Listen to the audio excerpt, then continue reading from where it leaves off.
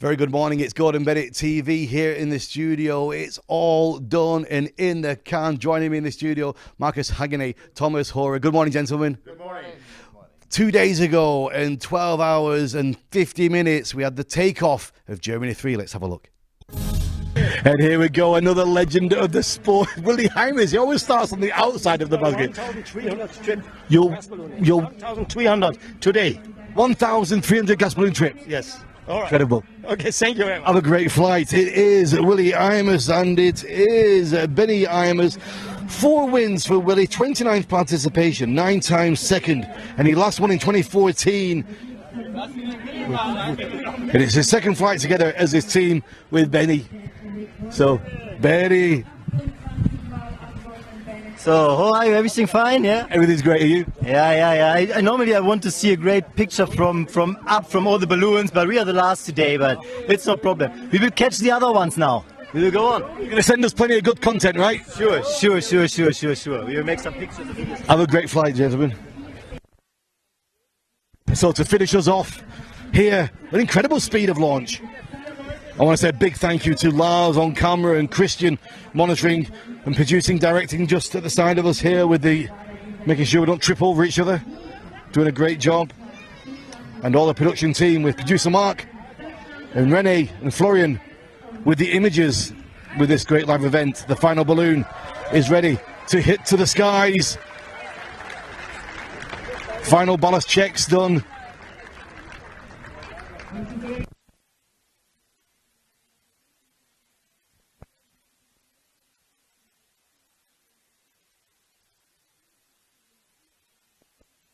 The whole field is 15-20 people deep all around.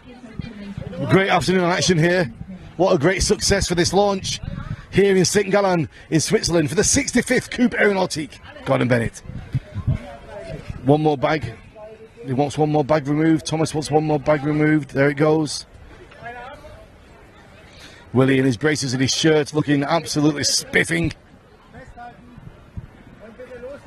And there we go. Just ballast check. Final ballast check. Looks like we are set for the last launch of this event. It was going to be at 9 p.m. brought forward to 4 p.m. There is a weather front approaching. The balloons off now into the distance, into the east, travelling east in this long distance race. The one that lands the furthest away from where we are now takes the win. And the final launch, here we go, for Germany 3 and the national anthem of Germany.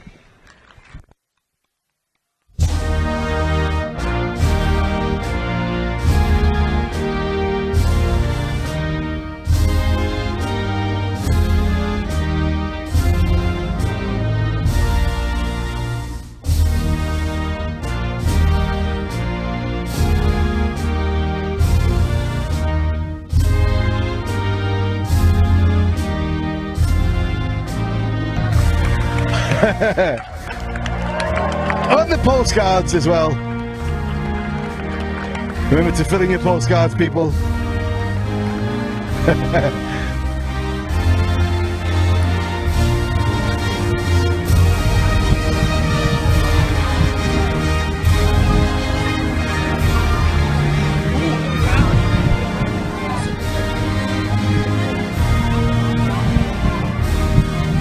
Well, what a great afternoon.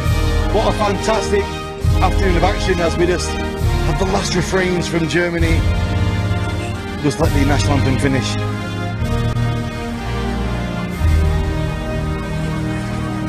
Game is on. With the last takeoff, gentlemen, the last one into the sky. Ah, my God, very moving, emotional. Yeah, they were the last one, and Benny claimed we will catch them, and he sure did. He certainly did. He was about to land. We had video of them over the coast. Let's check it out.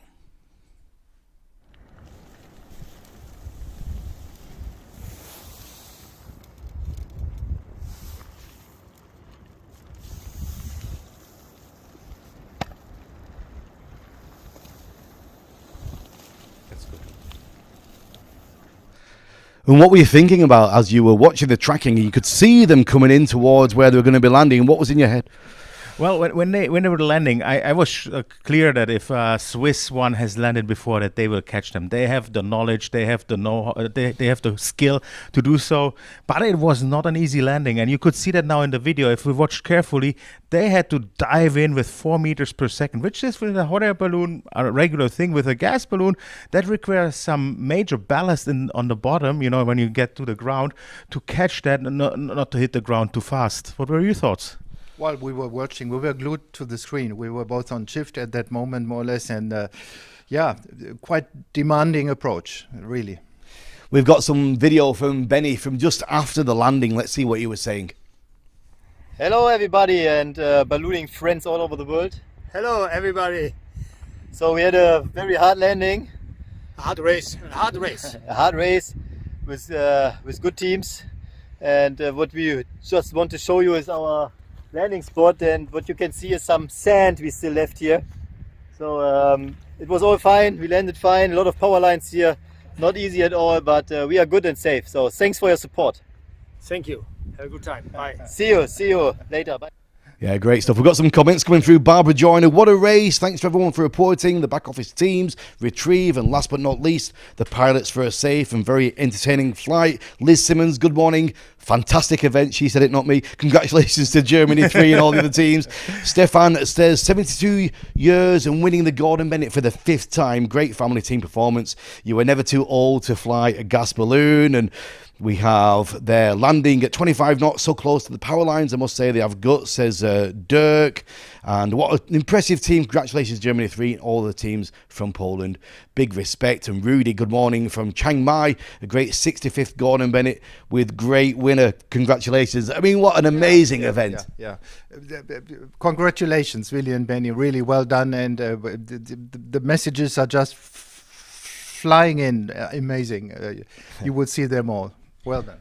And obviously, when they landed, they didn't know that they would win it because still France was in the air, you know. So they were kind of hoping that they would win, but obviously they couldn't know it. Nevertheless, I mean, all the teams out there, all the teams who went now into that night, who had the guts to fly there. Swiss, Kurt Frieden had the first ones to have the guts to go outside on the ocean to test the waters.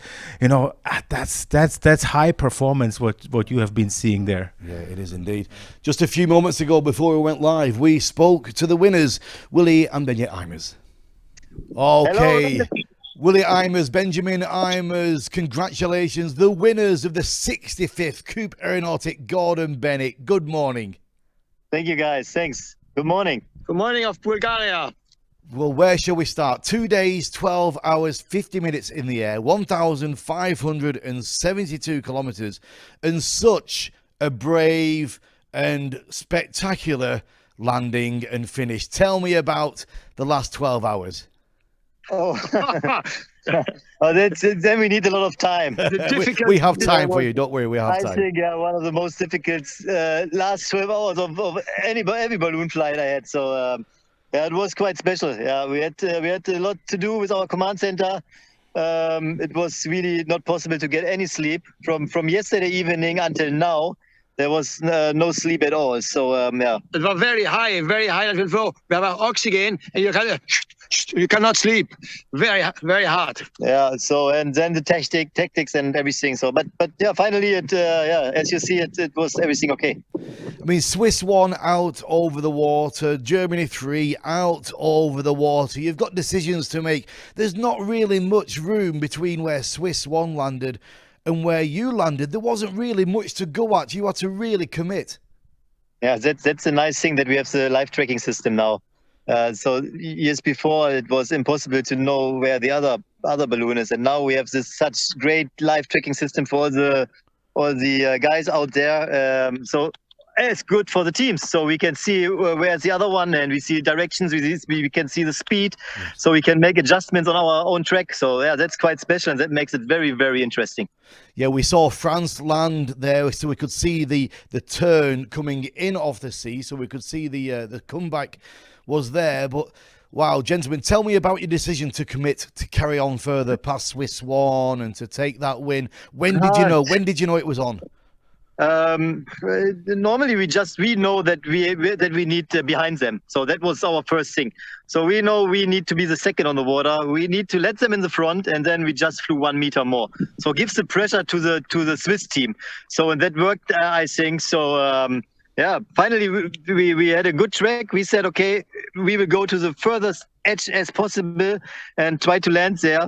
And so as you see, we saw that the wind will be more calm at landing, and then we finally found out that it was very, very gusty up there with a lot of very loud clouds with rain in it.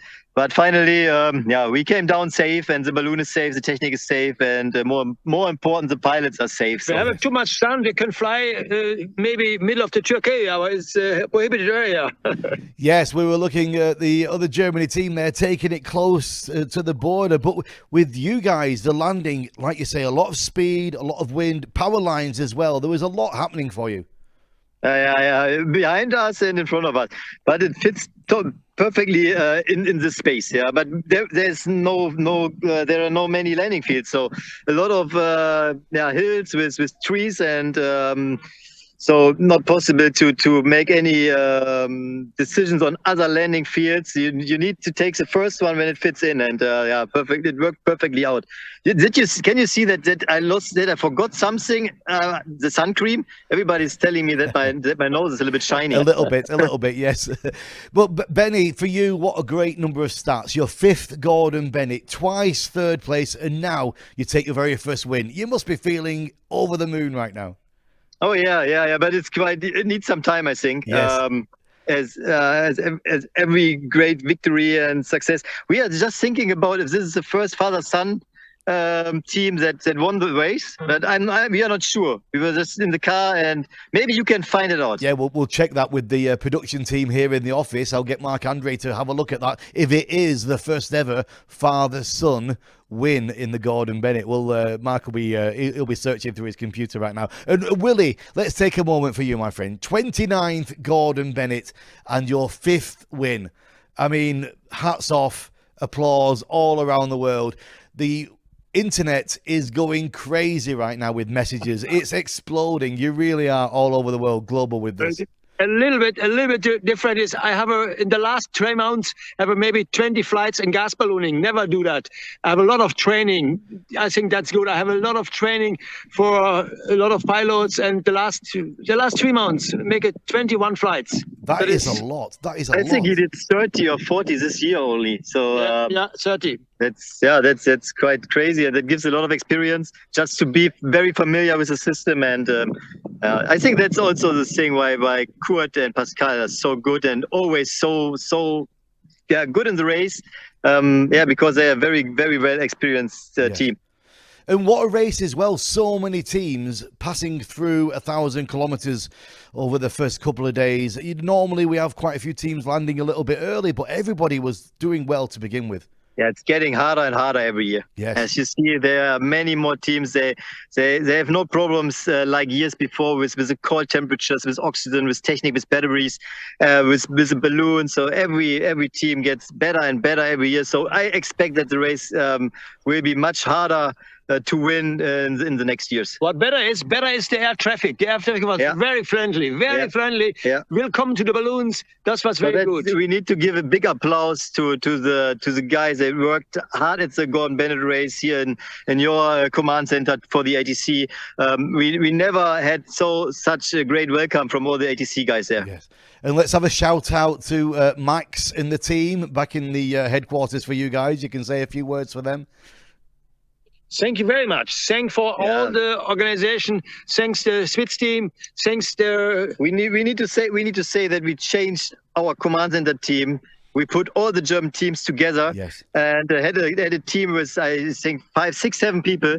They worked like every 4 hours. They changed, and that works perfectly. So as we know since few minutes that the other German team, Zumrode and Hunekul, gets 3rd place. So congratulations! Yeah, that's a big thing what our command center did there. Yeah, really. They got 1,512 and Swiss won with 1,515. You finish off 1,572. Was there any problems, any issues during the flight with equipment, with any of your power or anything like this in the flight?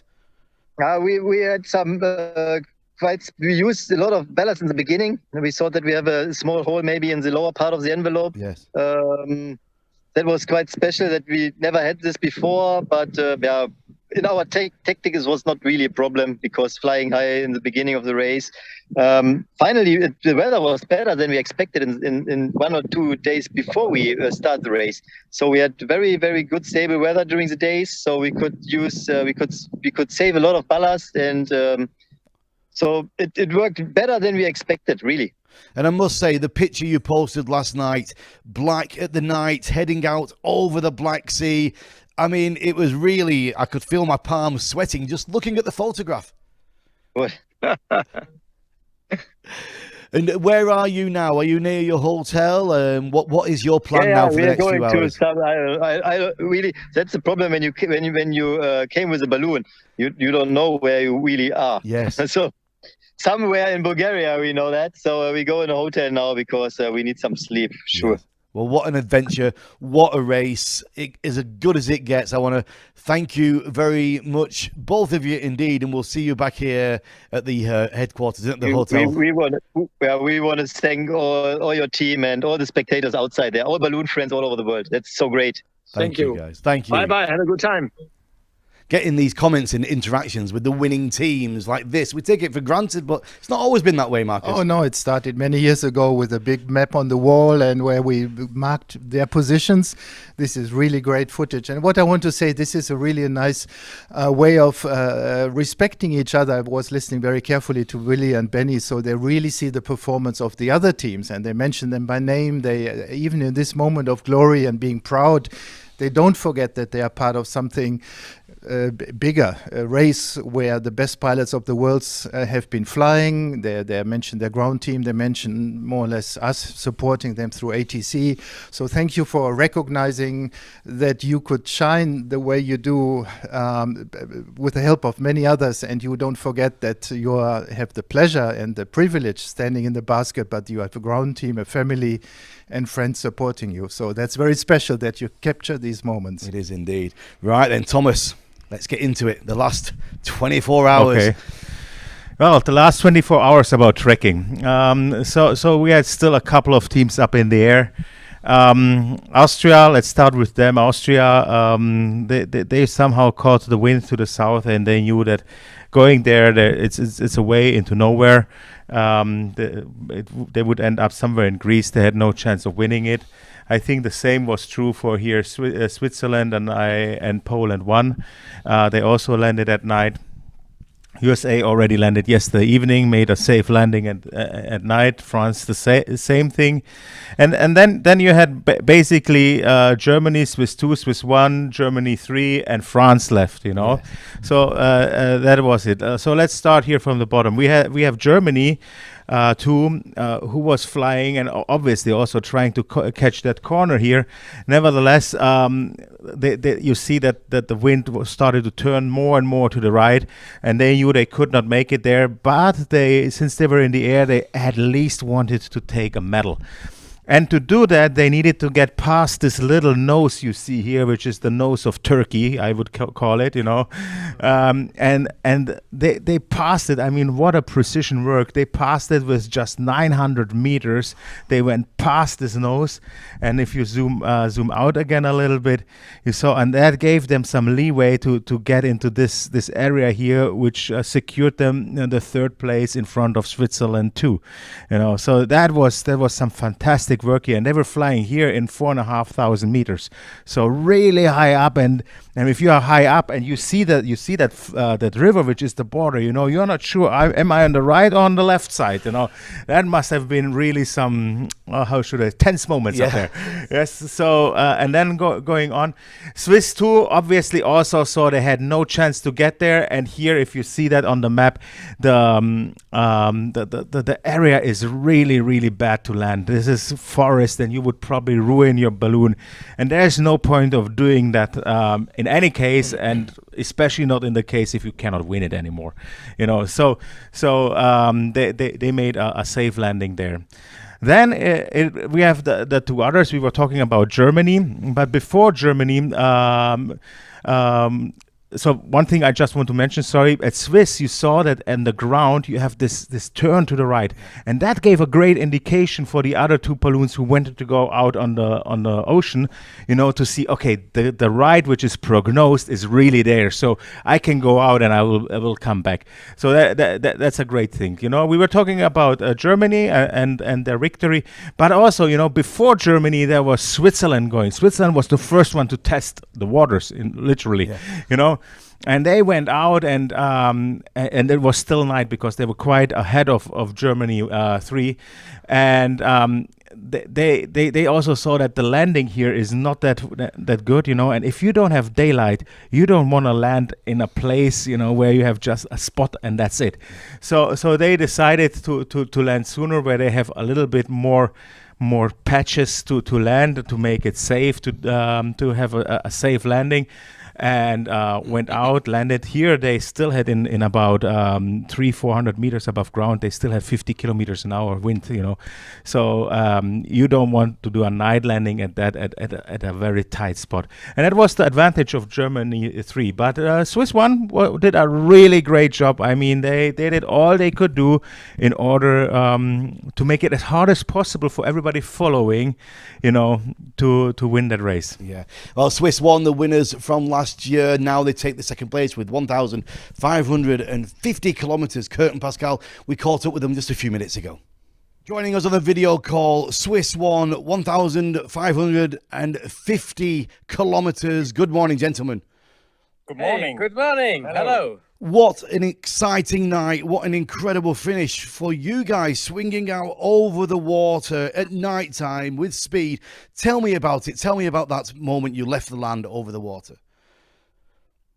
Well, it was dark, so it was not so impressive as the last time we went out, but we knew it's a lot of water below us, and we asked our team several times, is everything okay that we get back to dry feet? And they told us, yes, there is 100% guarantee that we get back to land. So it was really not the same emotional moment, but it was also emotionally to really go out and see. And then at the first moment, the wind, which we wanted to search for going back to the land, was not there. So yeah, there come some moments where you think, okay, we are now over water. What's happening now?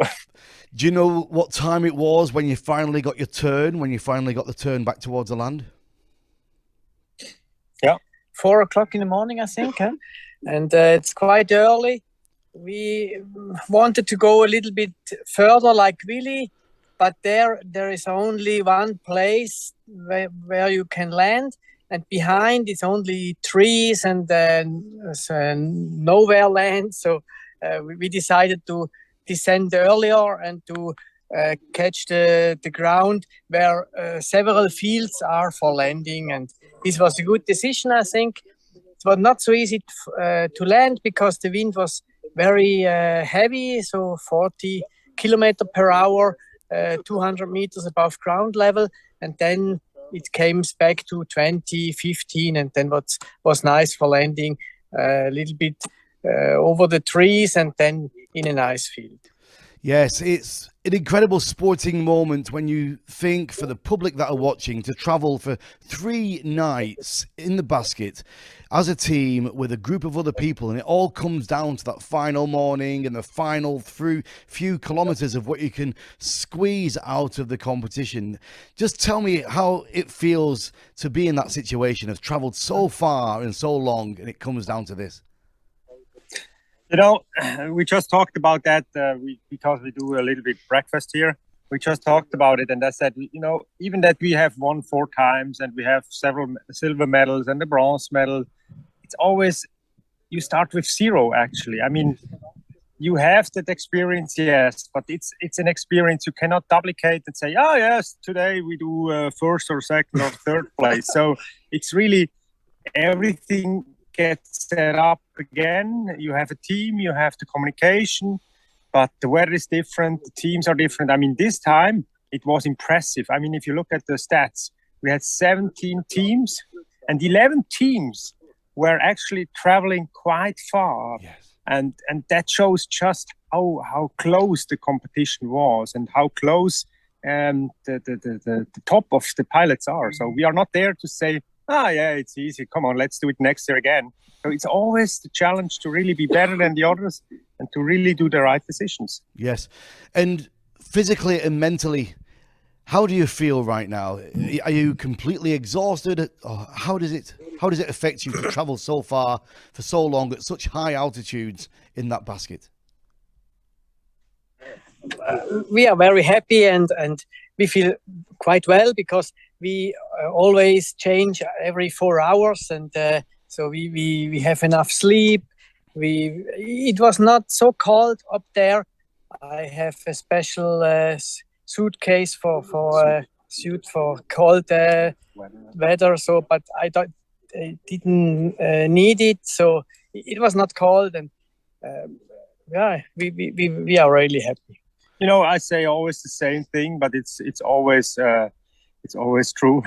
As soon as Kurt gets to sleep and he starts a little bit snoring, I know everything is well, everything is running well. So we are on our good way to go. And that was also this time again. So we had really good time together, sleeping well in the basket, traveling down here to Bulgaria. Even had the border police already here on the field. I don't know how they found us, but they did. You know, they came not by car because it's a little bit difficult, but they came walking over the field and said, "We need your passport, please." And who was driving here? Who is the pilot? But they did a good job. So we are happy that they were here and did all the formals, what they need. And they went again. Can you talk me through a little bit the landing? How was the landing?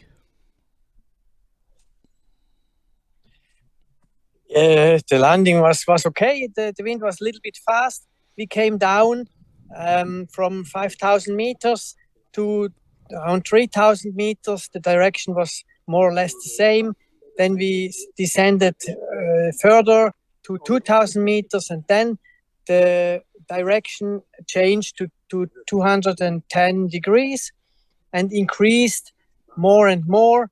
And the fastest was around 45, 48 kilometers per hour, 300 meters above ground level. And it was a small hill. A small hill. And behind this hill, we could go in the Lee. And there we found a smooth wind, 15 kilometers per hour, overhead trees. And then Pascal told me, there is a nice field, and we go down. Well, that was quite good. It's been a really exciting and full of emotion race and full of adventure. We've been receiving messages all through the night as the team from people all around the world, messages saying Swiss One are over the water, Swiss One are going further out, and then they're coming back to the land. People are going to need a lot more sleep at home just to get over this event. But thank you very much, Kurt and Pascal. What an adventure. Thank you. Thank you. Great stuff there from the second place, Swiss One. In the third place, Germany 2, 1,512 kilometres. Congratulations to them as well. Let's get down to the messages. Richard Parry, hey Willie, you're my hero. And he's the same age as you, flying hot air balloons, never too old to have too much fun. That's true. Have a beer for me, says Richard. We'll make sure we tell him. Sherry White, we love Willie, she says. And Willie has trained so many gas pilots, which is true, guys, isn't it? Indeed, yes. And Richard Parry says, what happened to Vincent Lays? He was at 28,000 feet at sunrise. Well, that is something we watched, and they decided to descend quickly, but they had a stand-up landing. I think they were just worn out in the end, and they decided to land in a spot which was safe, but they really had a rapid descent, but it looked more dangerous than it was. Right. It was really a steep approach and a safe landing. Good. And Mimi Oliver says, impressive race. I don't think I've ever been so glued to my screen, checking the YB races and Windy apps. Thanks so much for an amazing weekend. Glad everyone is safe. And Justina Janica says, one question about the Germany 2 trajectory. Theoretically, if they would attend the Turkey zone, but landing will take place in Greece, would their result be accepted to the race rules or not anymore? The concern in the morning, which did My kid's late. Oh, so it's this is a thought in her head, and it's made the kids late for school. You've got to get your kids to school. So could they have crossed through Turkey and landed in Greece? First, it's a good excuse for your kids, I believe.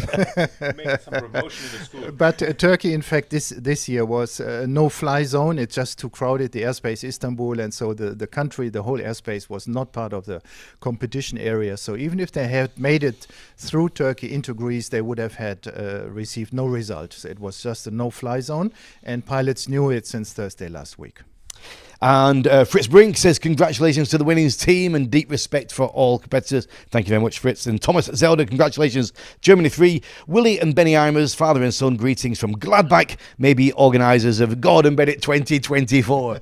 Indeed, yes. What I want to say, having seen the interviews now, Willie and Benny and Kurt and Pascal, how humble they are in their approach, realising their performance and putting it in a perspective. Yes. And you see the atmosphere between the two pilots. I think that's the key to the success. Yes. You need to be close, you need to be trustful in each other. I mean, standing there in altitude, they were downsizing. Kurt said, oh, it wasn't so cold. Wow, they were flying at 5,000 meters, oxygen, it was seriously cold. Yes. And still they are standing there as if they just came out of, I don't know, from breakfast in a hotel. Relaxed, easy, as a team. That's the success factor. Yeah. You need to be well aligned as in the basket. And I think both teams were showing that very nicely. Very nicely. Well, what a few days it's been for us here at Gordon Bennett TV. We were here last night until almost midnight collecting content. We were speaking to teams and getting interviews in the dark. We've got some action here from 5th place, France 2. Bonjour, Monsieur Benoît. Lever de soleil en Roumanie. Bah oui, au-dessus des Carpates. Au-dessus des Carpates, on pense que notre balcon n'est pas mal du tout. And I think we've got a little bit more content from them as well. Let's have a look. Eric Benoit, France 2. Good evening. Good evening. Where are you? We are in a small village which is called Veselé in Bulgaria. And as you can see here, there's nothing in the village except a police car that came to control our passports. This is the amazing part of Gordon Bennett. You land and here you are now. Talk me through what's happened since the landing. When was it? How long ago did you land? We landed something like 8:35. It was almost night because at the last minute we decided to land. We were expecting to fly a third night and to go, like probably some others, to land near the Black Sea River. Unfortunately, we used a lot of sand in the last 2 days, like probably other balloons, and we were very, very short. So we considered that it was too risky to go close to the sea with only a few bags. So we decided at the last minute to land safely in the middle of the village. Hello? Are you Bulgarish? Smoking? No smoking. Sorry, we are interviewed by some people. I can hear. We are on the television, that's why. Sorry. So we decided to land, and which was unexpected. We were expecting to land tomorrow morning, 7 or 8 a.m. So a bit sorry about that, because I guess at least 4 or 5 balloons will land tomorrow morning on near the Black Sea River, and there will be better results. Wow, so you've got some people around you. Is everything okay? What is your plan now? What are you going to do now, Eric? What do you do now? So we have already partly packed the balloon in the middle of a field, which is about 3 kilometers from here, and our retrieving will come in midnight. So we don't have too long to wait, maybe 1 hour. Okay. And the police gave us a bottle of water so that we can survive, and then we will pack the balloon maybe 1 or 2 hours, and then we have found a small hotel half an hour from here to get a nice sleep and a nice shower tomorrow morning, I guess. All right. And Benoit, are you okay, Benoit? Yeah, I'm okay. Yeah. Yes. Yeah. The people around you, is everything okay there? Yeah. It's a very, very small village, but I guess when we landed, a few minutes after landing, the ATC from Bulgaria phoned us saying that the local legislation means that the police needs to control your passport when you land in the country. Yeah. So that's what they did. Do you want to talk a few more minutes, or do you need to go? No, we don't need to go, because as you see, we are seated in the street. Like, can you have €1, please, for us? So tell me a bit about the flight, Eric. Tell me about the first night, the takeoff and the first night. Tell me about that. Oh, takeoff was interesting because it was our first takeoff by day. But the first night was a bit difficult, I guess, for most of the pilots because it was humid, the wind was very fast, and we were flying all very low, close to the mountains, and it was wavy, left, right, up and down. And we used something like more than 25 bags of sand, like many other pilots. And that was a difficult night. We needed to be very, very concentrated. Then the rest of the flight was very interesting, but with high altitude, it's a bit more tiring because you're always under oxygen and you need to be concentrated. But finally, very quick flight, a bit more than 50 hours. We were expecting more than 60 tomorrow, but unfortunately, sometimes you need to make decisions. Yes. No, and make good decisions in good time. You know, this is what it's all about, isn't it? You know, keeping yourself pushing you can, but safety first, right? Exactly. Yeah. But I guess the race is still going on. How many balloons are still in the air? I'll just check actually with the guys. How many balloons have we still got flying? I know when we were live at 8:30, which was about 3 hours ago, we had 1, 2, 3, 4, 5, 6, 7 still flying. I'm not sure if we've still got 7 flying now. I'm just checking with producer Mark. He's checking on the system. But we've got still got 7. Still got 7 flying, and it's what time is it now here? It's 10:30. 10:30 p.m. Still got seven balloons flying. Yes. Oh, okay. So the podium will not be for us this year. No. Okay, so, that's life. Yes. And how was the landing? We got some. I remember last year we had some incredible footage from the landing from your GoPros. Have you got all the footage ready and waiting for when we come back? No, because Benoit did something fantastic. When we decided that we were something like 4,500 meters, and it was almost dark on the ground, we said, "Oh, we need to land now, otherwise it's too late." He just opened the valve, and we went down from 4,000 meters down to the ground very perfectly. And then I was preparing the basket while he was looking outside, and we landed something like 12 knots, so nothing spectacular. Not even used the rib panel, so I would say standard landing. Yeah. So no time to put the GoPro on the head. I even had no time to put my trousers for the landing. Oh, brilliant. Well, it's good to see you both. It really is. And so that's an interesting, I would say, experience because we are in the middle of nowhere in Bulgaria. Yeah. 3 days ago, who would have thought about that? I know, right? We were just talking about this. We were having dinner and we were saying the teams, you get in the basket, you enter the competition, you know this is a possibility. You could find yourself anywhere, right? Yeah. Yeah. I mean, it is. There's not many. When I was talking, Benoit was discussing with the Bulgarian guys with automatic translation on the telephone, but I don't know what did he ask to you? They need to. They want to know if we need something help. Some help. Right. Yeah. Okay. So.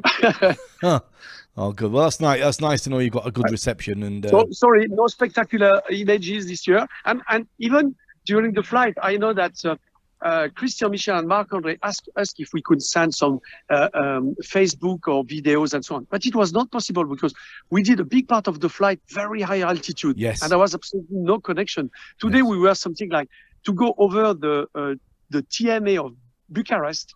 You needed to be over flight level 175. Ooh. That means we spent most of the day something like 5,800 meter altitude. Yeah. That is a long time that you don't have any more connection. Wow.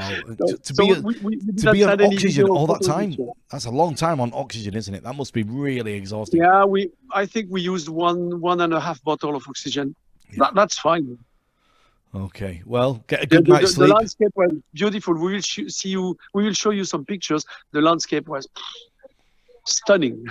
We look forward to it. So we'll see you back here in a few days. Yeah, on Friday evening and Saturday evening, of course. Okay. All right, guys. Well, thanks very much. Really appreciate you giving us some time here you're as you welcome. wait. And, so Gordon Bennett TV, see the local activity in Vezle, Bulgaria. Absolutely amazing. Really is. Get a good. I hope you get to the hotel in good time and get some good sleep. À tout à l'heure, messieurs. Half an hour from here. Okay. Thank you very much. Bye-bye. Bye-bye. Bye-bye. See you again. À tout. So good to catch up with the guys.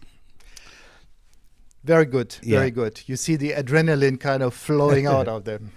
We got a message from Antonis. Yeah, Antonis, good morning. Thank you for your support. Antonis is an FAI Commission President. He's in Greece. And on that note, I would like to mention the support from the ground. You heard the winning team mentioning how easy it was to fly through the countries, that the air traffic controllers were so cooperative. And on that note, I would really recognize now in this interview the huge support we have been receiving from Serbia, namely Željko Ovuka, who was Secretary General of the Serbian Aero Club. He managed to get the airspace reasonably clear from while he was in Romania, and the same is true for Ani and Angel Stamenova from Bulgaria. Both of them had minister access on the weekend. And the same finally true for Turkey. I have the hot number here to the Istanbul Tower, to the head of air traffic control. In case one of the balloons would have made it to Turkey, they would have not received a result. But we were ready to push the button immediately into the tower in Istanbul to tell them who is coming. So that was all around that. And thank you, Benny, for mentioning how easy it was to fly. There were a lot of eyeballs on you, making sure you had a good flight. And thank you to all those in FAI and in the aero clubs in Serbia, Turkey, Greece, and Bulgaria helping us in this race. Well, getting towards midnight last night, Thomas, a lot of people were looking at eyes on French 1 as we got towards the midnight. France 1, we were wondering what they were up to, weren't we, with France 1 last night? Yeah, France 1 was kind of the unknown. I just want to add something to what Marcus said. All of that was here coordinated by Caroline, who is our air traffic controller. Yes. And she was really on the phone all the time. I mean, that was and emails, and very quiet, very calm and very professional. Yes. But she explained to everybody what it is about, and if a colleague talks to another colleague, I think that's the reason why it went so smoothly. Yes. You know. So, but now back to France 1. France 1. I mean, France 1 had the strategy as nobody else. So they tried to do the huge turn, and you can see that they went up to Budapest, and then they tried to come down here. And what happened at this point, I don't know yet, because we have not talked to the pilots yet. But just a suspicion from me, either the direction was not good enough anymore, so they knew we won't be able to win it, because you see the turn was going more and more to the right. Yes. So they would have ended up at Turkey, or they were out of oxygen, because what you have to imagine, they were flying for a long time in 5,000 to 6,000 meters. I mean, there you use a lot of oxygen there, and if your oxygen is out, you are out as well, and you need to go down there. So it was a very, very rapid descent. I personally was a little bit worried, but when we heard that, okay, then they did it professionally, probably rapidly down, caught it down there and landed. But there was something, and I think it's most likely the direction which did not fit anymore, and then they decided, okay, the win is on us the next time. Well, just before midnight, we got in touch and contacted the headquarters of France 1. Let's check it out. Hi, Guillaume, headquarters France 1. Good evening. Good evening, everybody. I know, Guillaume, this has been a long day for you. How long have you been on shift? Yeah, it was a very long day, because it was a decisive one. We had two options in the race, and the first option was closed at the morning, and we decided very early in the morning to take the second option, and we are now driving in the southeast of Europa and Bulgaria, like other competitors. Is there anybody else with the team? Are they on their own right now? Any other balloons around? With France 1, there is some balloons in the south, but they are around, I think, around 200 or 300 kilometers. And how do you feel about your position at the moment? Confident? I don't know, because the weather is very changing, and to be in the north of this balloon is not an advantage.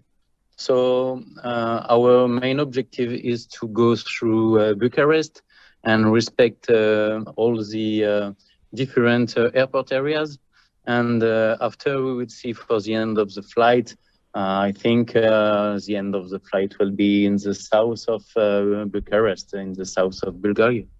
Can you tell me about the initial strategy which you changed? Yeah, we had an option with the balloon, with Vincent and Christophe to try to take the road in direction of Greece. Yes. But it should have been dependent of a lot of weather conditions and timing very difficult to get. So the meeting was this morning around for Zulu, but the weather changes were not efficient at this moment, and we decided to take the second possibility. Was the meeting easily and quickly resolved? Was it a calm situation? Was there much discussion backwards and forwards? No, the decision wasn't difficult to take because it was quite clear that the road to the south was very difficult with some instability, with some rain, with some track very difficult to respect, with the Kosovo in the road, which is not possible to fly over coming from Serbia. So we quickly decided to take a more prudent option. Okay. I think it's a good word. Yes. Well, thank you, Guillaume. I know you're tired. You've had a long day. I want to say a big thank you for taking the time to join us. We appreciate it very much. Thank you very much. D'accord. À tout à l'heure. Have a good evening. So some content there. Thomas, what do you think? Congratulations, first of all, on all the ground teams. I mean, you can see how hard they were working. There were so many options on the table. It doesn't look like it, you know, but there was the possibility going down to Greece, going to Crete, going to the south tip of Bulgaria. Finally, the south tip of Bulgaria was the winning one. But I also know that Austria, for example, Austria 1 was also, or Austria 2, sorry, was also going for Greece, you know, and they had to land due to the bad weather. So, but you have to adjust that, and you cannot do that from the basket. You have to have the people on the ground who you rely on.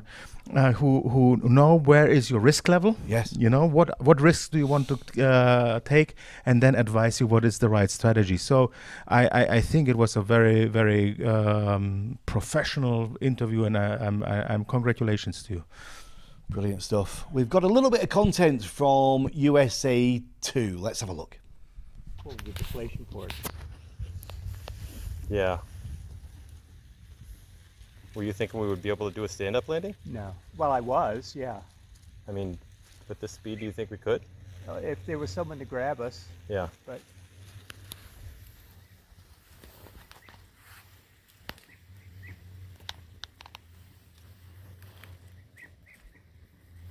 so this is cool. You don't get an opportunity to trail rope that much. Right.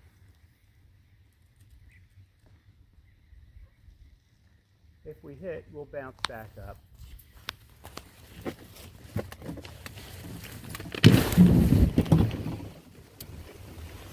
Wow, that was a lot softer than I thought it would be.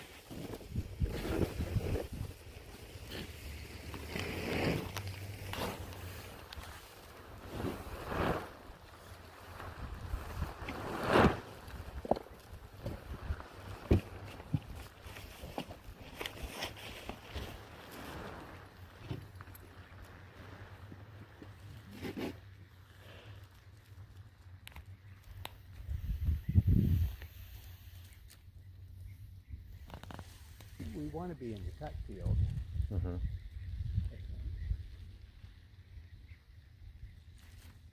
Maybe a little harder this time.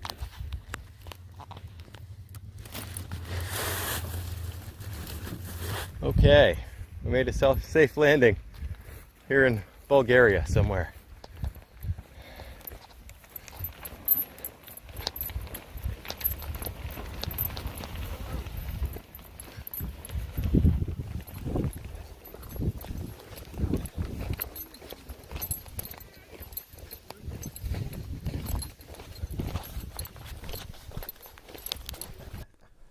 such a sense of adventure and adrenaline to actually be able to see the landings. Yeah, it's incredible. And Noah and Bert was doing a really great job here. One side note, maybe for the one who knows a little bit more about gas ballooning, this is a self-built balloon by Bert Padel. He's building gas balloons, and it has a little bit of a different deflation port than the rest of the balloons. So, and you could see it in the movie a little bit.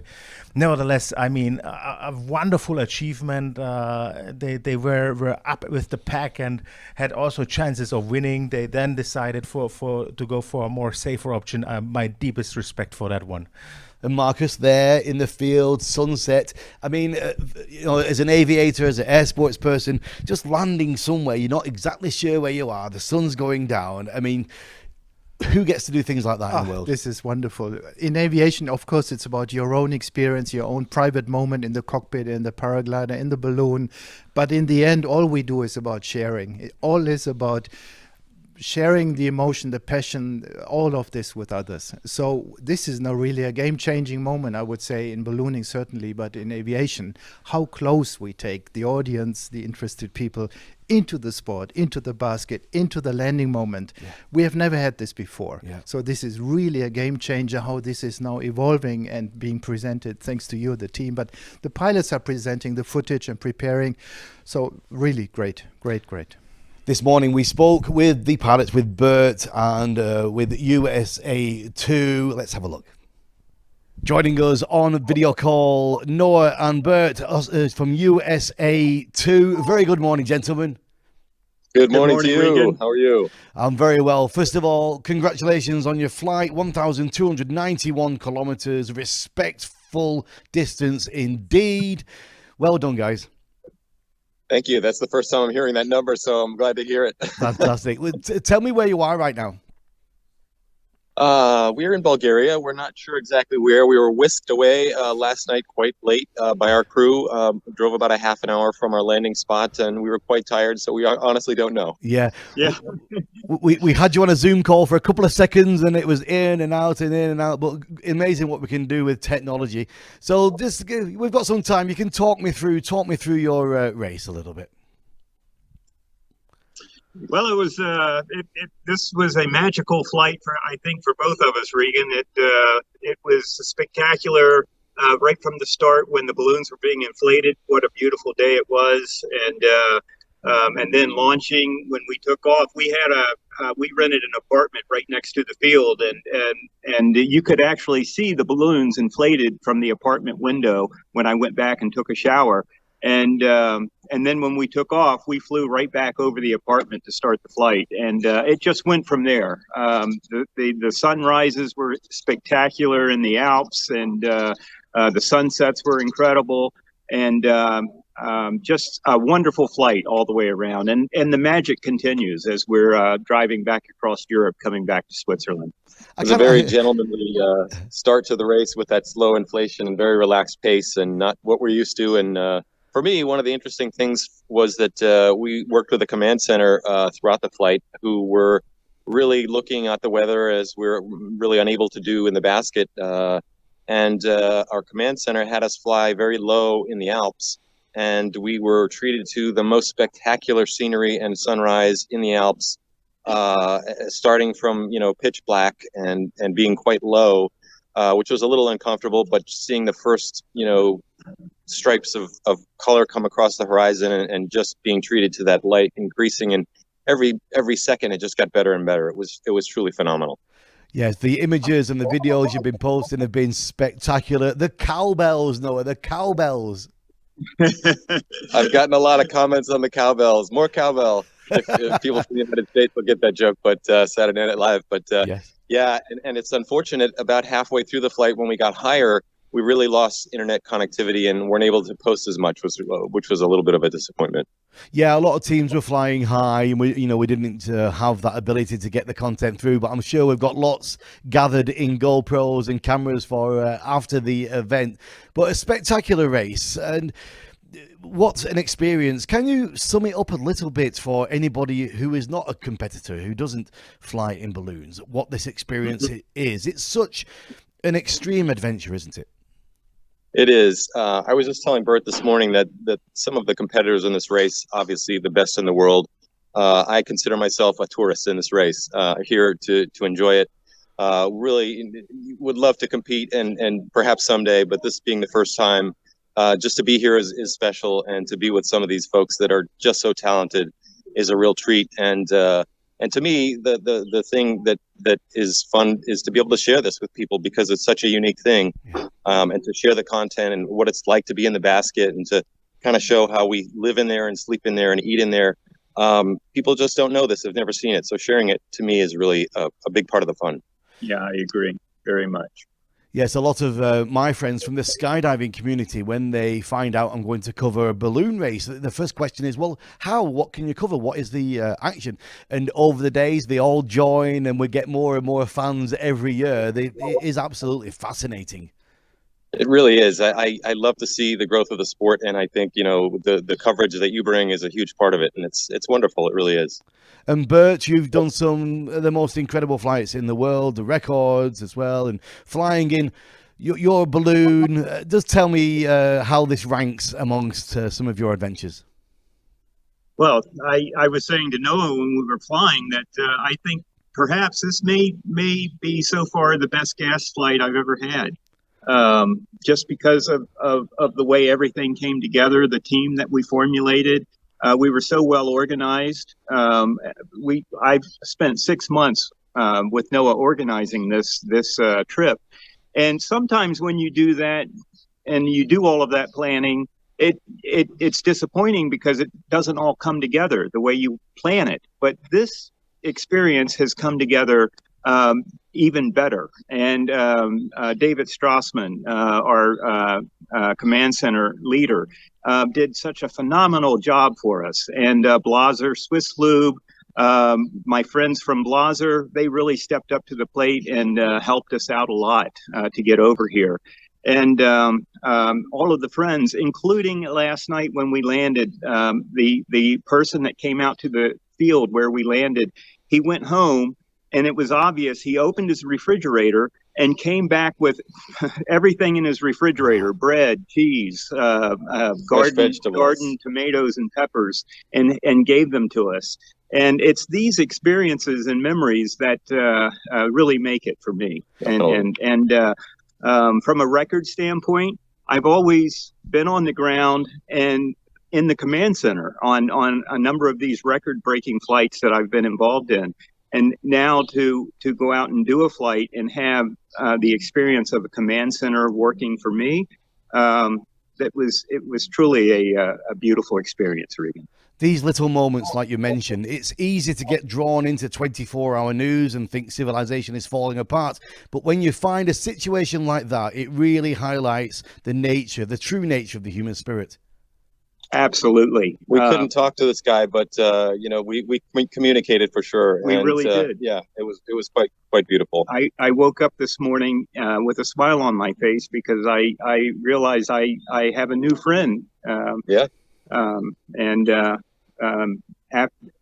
it was all due to the wind. We landed in this field. This guy comes out, and now we have a new friend. Just incredible. Can you talk me through the landing a little bit?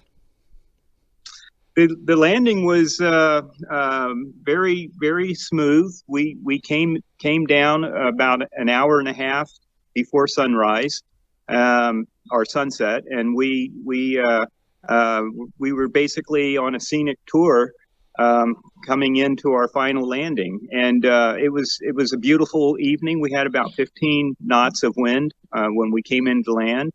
Wide open area. It was just a wide open area. We picked our landing spot probably about a mile out, and Noah did a beautiful job bringing it right into the field. We trail roped across the field for about half a mile with the trail rope out and the balloons just flying up and down on the trail rope, and no power lines. And we deflated the basket was right on the dirt road when we deflated. So it was perfect. You couldn't ask for a better landing. And we had debated, a couple of hours before, going on through a third night and potentially trying to make an attempt at the coast on the Black Sea. and it would have involved, potentially getting very low in the Balkan Mountains and at night and trying to slow down and stop essentially. And we talked back and forth about whether we should do that. And ultimately we decided, we've got great spots here. We'd have a very relaxed landing, a very relaxed pack up. Our crew, obviously, they had gone on to the Black Sea, so they had to backtrack a little bit, but it was a very relaxed and sort of gentlemanly landing, which kind of kept in the pace of what we started with the inflation. And what was really cool is the customs agent came out to the field and stamped our passports. So we have a nice memory in our passport from our landing. Yeah. We've been hearing that story from quite a few of the teams, actually. It is spectacular. Yeah, I'm sure you've been following the action this morning. Any thoughts on the Swiss 1 and Germany 3?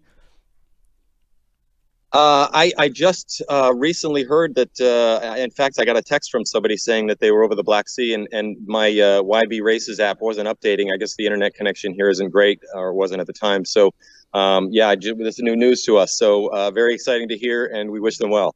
Well, I can tell you now that we do have a winner. Mr. Eimers, Willie Eimers and Benji Eimers took the win and put themselves down to take a historic victory with quite an intense flight over the water and then back to the land.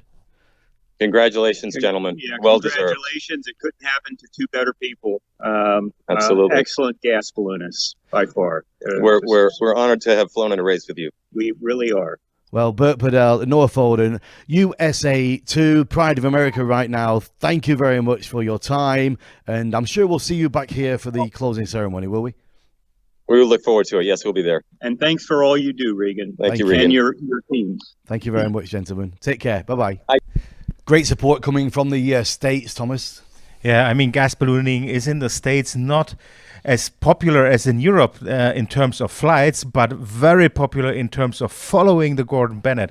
I know tons of hot air pilots who follow this race and who are up at night, and they have sometimes, this time they had the advantage that while the showdown was going on, it was daylight in the States. But there's a lot of interest about the Gordon Bennett race in the United States and a lot of people supporting. That's why it's a pity that Mark and Sherry were not able to take off. Biggest respect from me that they decided not to.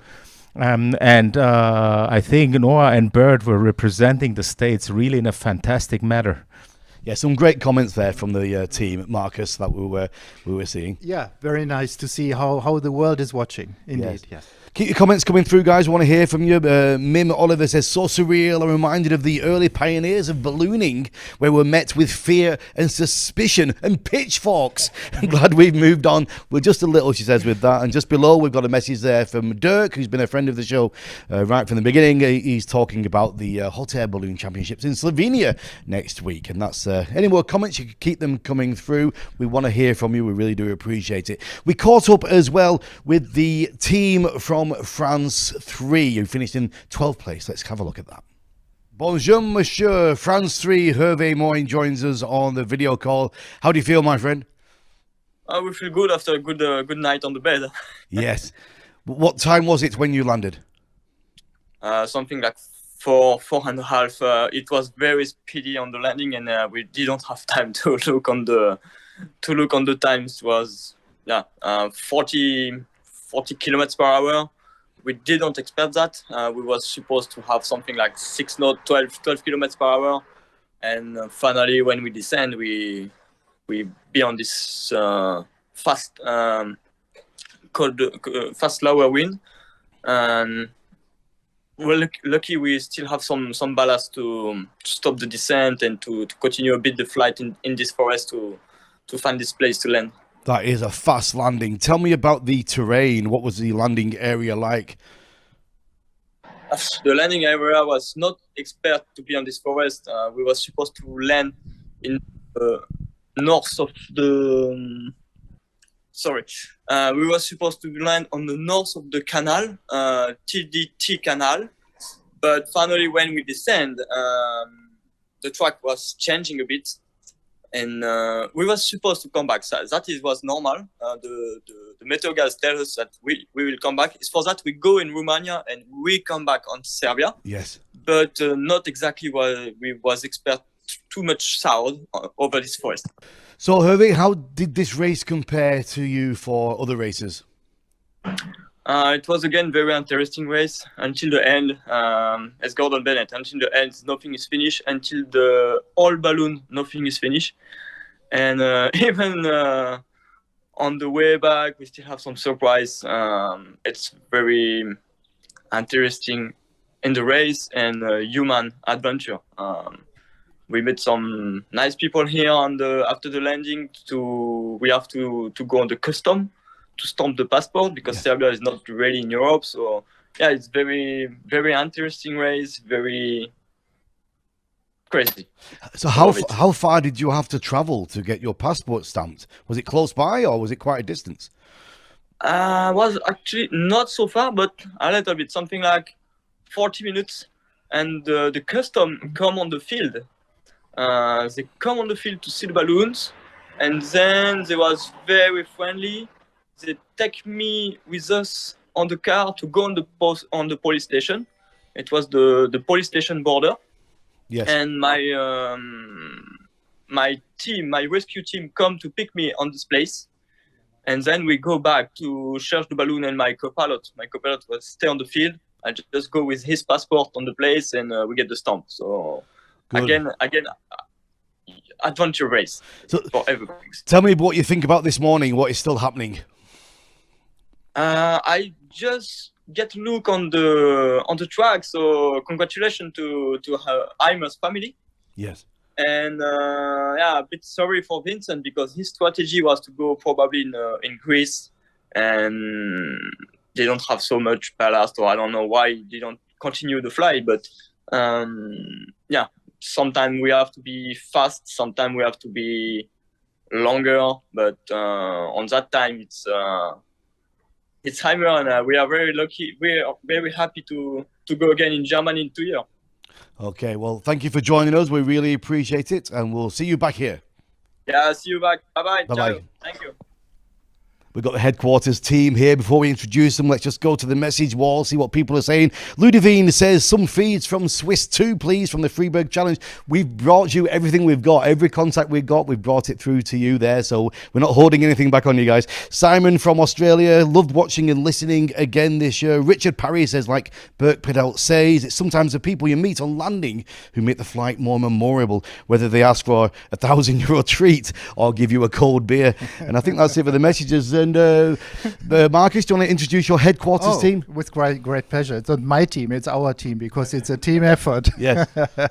On my left, Les Perfield, president of the jury, joined by Walter Vogel, president of the organizing committee, Caroline in the front, ATC, air traffic control support during the race, and Stefan Zeberli, responsible for safety in launch and during the race, and Roland Schuller, also part of the organizing team dealing with pilots and a longtime friend as well.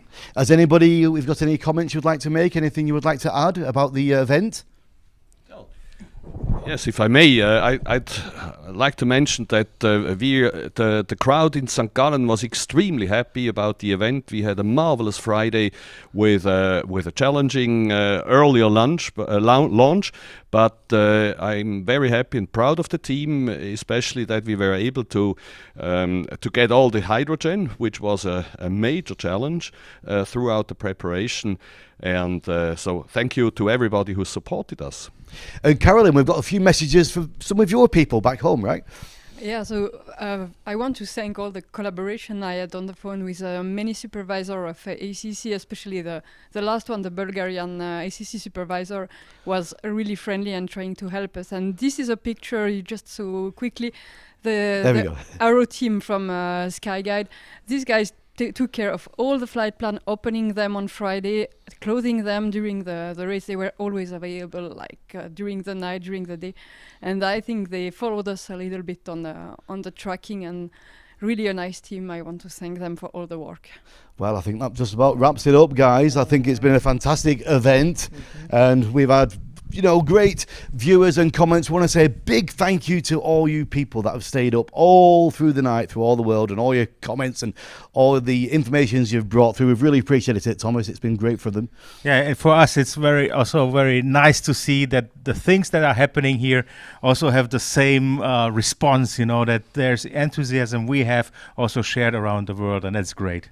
Well, that is us here from the studio of the 65th Coupe Aéronautique Gordon Bennett. It's been a fantastic event. It really has. Third place, Germany 2, 1,512. Second place, Swiss 1, 1,550. And the winners, Germany 3, 1,572. We'll bring you a few little snippets of the awards ceremony when people come back. But from Gordon Bennett TV, it is a wrap. We'll see you next year in Switzerland again for the next year. But I want to introduce the final and the strongest people to my heart, and that's the Gordon Bennett TV team. So we're going to join you on the GoPro. From all of us here in the studio, thanks for joining us. We'll see you next time. Bye-bye. Bye-bye.